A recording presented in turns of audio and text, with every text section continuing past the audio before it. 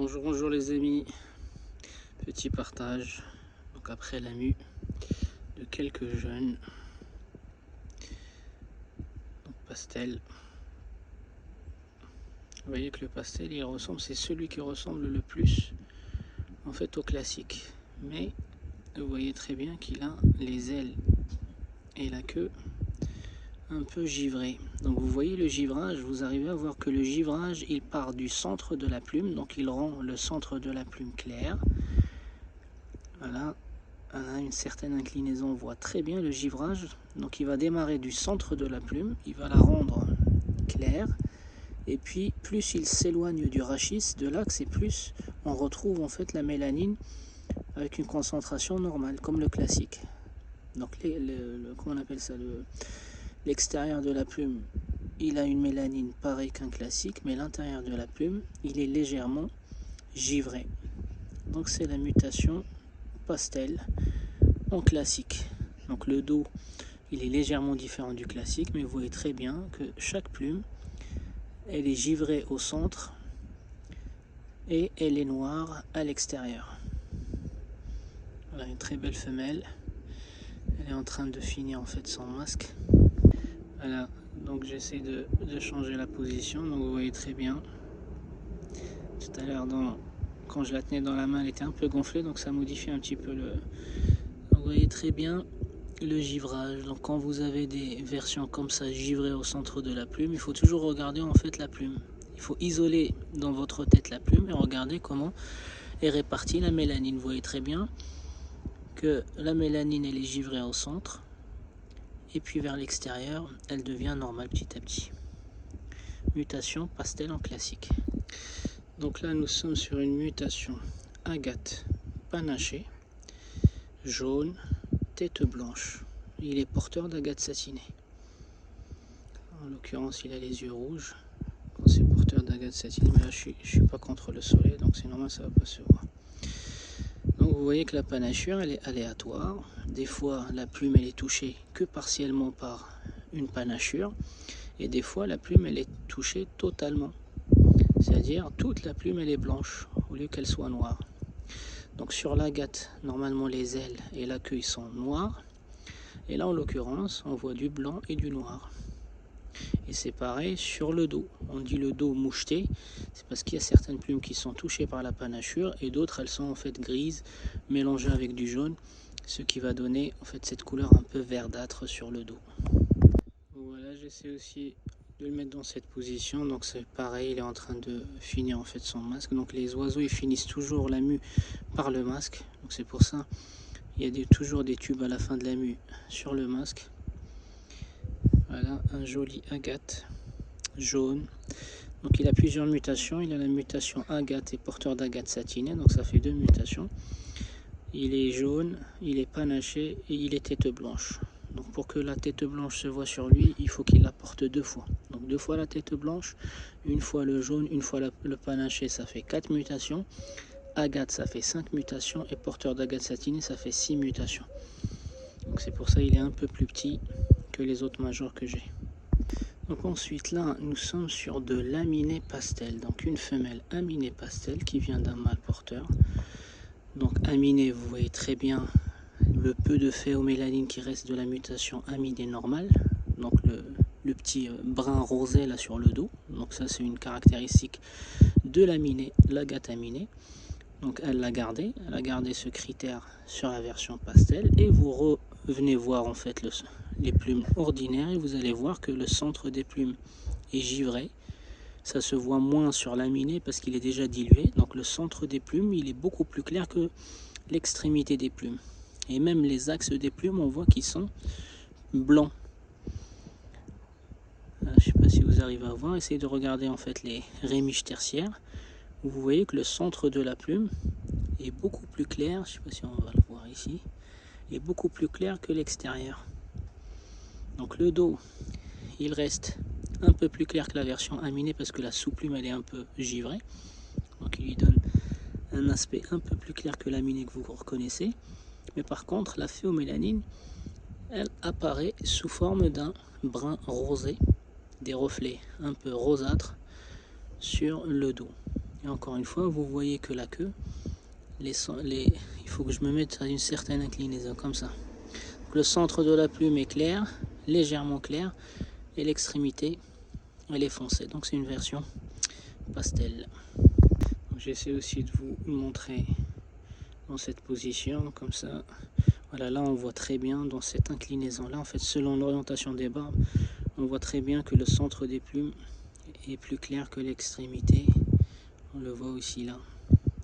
Donc c'est une version pastel associée avec une version aminée. Et en dessous de la plume, ça doit être gris. Donc ensuite, Fao, donc la mutation Fao, ou appelée à tort Fao, en fait c'est le Aurora. Donc le Aurora, il garde un dos de classique presque. Je dis presque parce que la sous-plume n'est pas la même. En fait, l'extérieur de la plume il est le même qu'un classique, mais la sous-plume n'est pas pareil. C'est pour ça qu'il sera un brun beaucoup plus pur que le brun du classique. Le brun du classique sur le dos, la sous-plume est noire. Donc c'est un brun un peu plus sombre que celui-ci. Là, c'est un brun qui va entre le brun, la mutation brune, et le classique. Pourquoi? Parce que la sous-plume, elle est tellement diluée qu'on le voit ici. Donc la sous-plume elle est diluée un peu comme le pastel, mais vous voyez très bien que par rapport au pastel, le givrage était au centre, sauf que là le givrage est large. Le givrage il prend la largeur de la plume. Vous voyez? Et sur les versions pastel, le givrage il touche aussi bien la phéomélanine que le mélanine. Donc il va givrer l'ensemble de la mélanine, alors que la mutation Aurora, il ne va givrer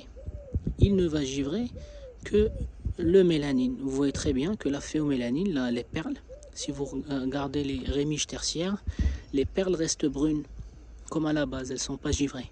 Alors que sur les mutations pastel, même le brun est dilué, il est givré. Et enfin, il disparaît presque sur les versions pastel. Le brun, il disparaît, parce qu'il est touché en fait par la mutation pastel, alors que sur le Aurora, ça touche pas la phéomélanine. C'est pour ça le dos il reste brun et les bouts de plumes ils restent aussi bruns. Même sur la queue, je sais pas si vous allez arriver à voir, sur la queue il y a légèrement du brun. Sur les perles, sur le croupillon, il y a aussi légèrement du brun. Sur une version pastel, en fait, ce brun là il disparaît. Et vous regardez la largeur du givrage, en fait, elle fait toute la plume. Il n'y a pas que le centre qui est givré, c'est toute la plume. Encore là, le Aurora que j'ai dans les mains, en fait, c'est pas un Aurora de bonne qualité, parce que vous voyez toujours les taches noires dont je parlais dans une des anciennes vidéos. Pour moi, les plus beaux Aurora, c'est ceux qui n'ont pas les taches noires que vous voyez sur la queue. Vous voyez sur la queue, l'extrémité des plumes, elles ont gardé en fait des traces noires. Ah bah en fait, ça c'est un défaut chez le Aurora, parce que ça gâche le charme. Ça gâche le charme. Voilà, on voit ici les traces noires. Voilà, donc l'idée en fait de travailler le Aurora de telle façon à ce qu'on supprime toutes les taches noires et on garde en fait que le gris de couleur cendrée. Donc voilà une autre vue. La calotte n'est pas touchée, ça reste brun comme chez la mutation brune. Et puis on voit le givrage, vous voyez que les extrémités des plumes elles gardent le brun, alors que sur la version pastel, non, les extrémités brunes elles sont aussi touchées par la mutation. Les défauts chez les Aurora, en fait ce sont les taches noires sur les extrémités. Donc ensuite un autre Aurora, donc même constat, calotte de couleur brune, dos un peu comme le brun, parce que la sous-plume est tellement diluée qu'on ne voit pas en fait la sous-plume qui est noire, elle n'impacte pas la couleur dorsale.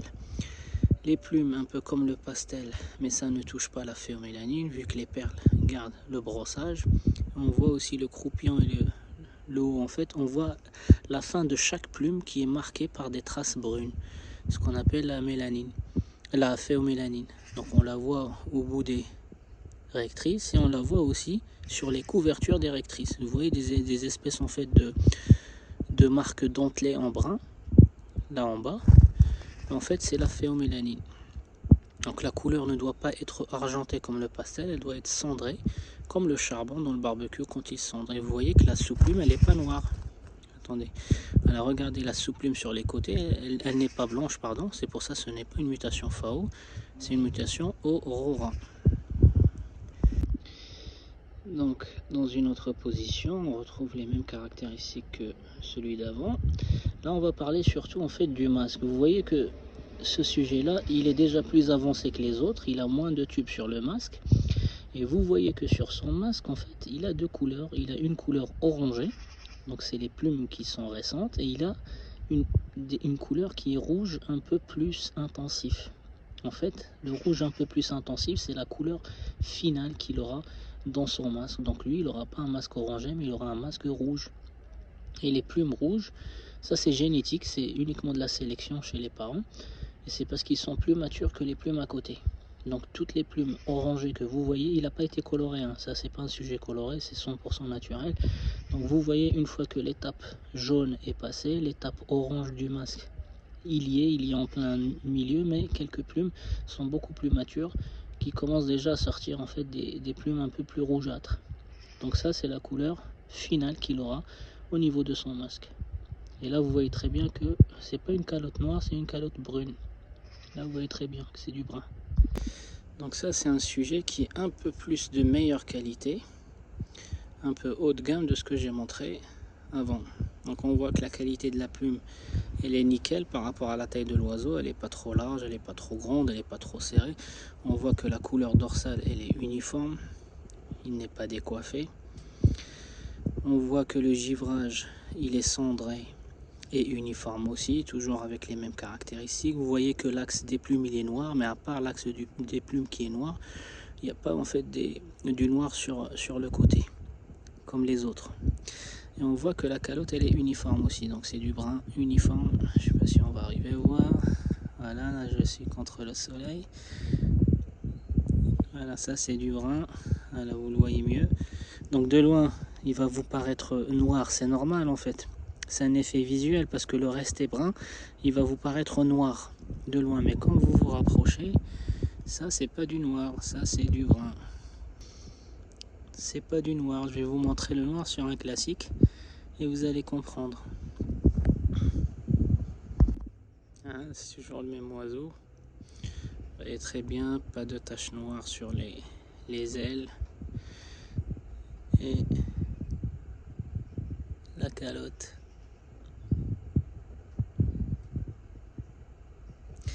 Alors il me semble que ça aussi c'est un oiseau qui aura en fait un masque très rouge. Je sais pas si on va le voir. Alors bah, en tout cas moi, en dehors de la caméra, je vois bien qu'il y a des plumes qui sont en train de sortir, des plumes très très rouges. Donc là nous sommes sur un classique.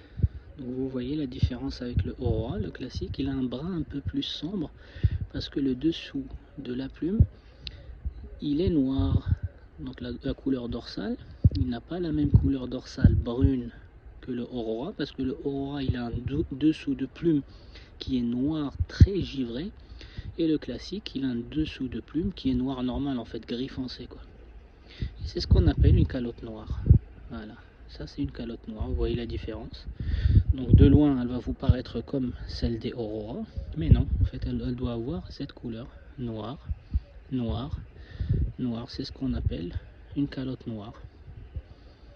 Voilà, ça c'est du noir, c'est pas du brun, c'est très différent. Donc ça aussi c'est un mâle qui aura un beau masque derrière après. Voilà, donc la différence avec le Aurora, le dos, c'est pas le même brun, pas du tout le même brun. Et regardez-moi ce qu'on appelle une calotte noire, c'est la même que celle de l'agate ou du classique.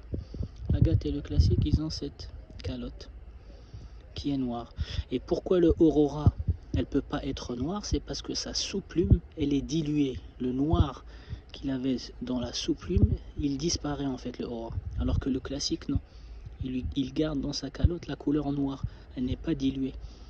Et donc le Aurora, comme le noir il est dilué, il reste en fait que la phéomélanine qui va apparaître un peu brune. Et c'est ça ce qu'on appelle une couleur noire, rien à voir avec celle du Aurora. Mais de loin, vous allez dire que c'est la même couleur. Bah non, il faut regarder les plumes de près. Très beau mâle. Bon les amis, c'était Canari du 28, un petit partage de quelques jeunes de 2025 avec un petit rappel de chaque caractéristique, de quelques mutations que j'ai pu partager avec vous. On reviendra avec plus de détails sur d'autres mutations une fois que les oiseaux auront terminé leur mue les amis. à très très bientôt.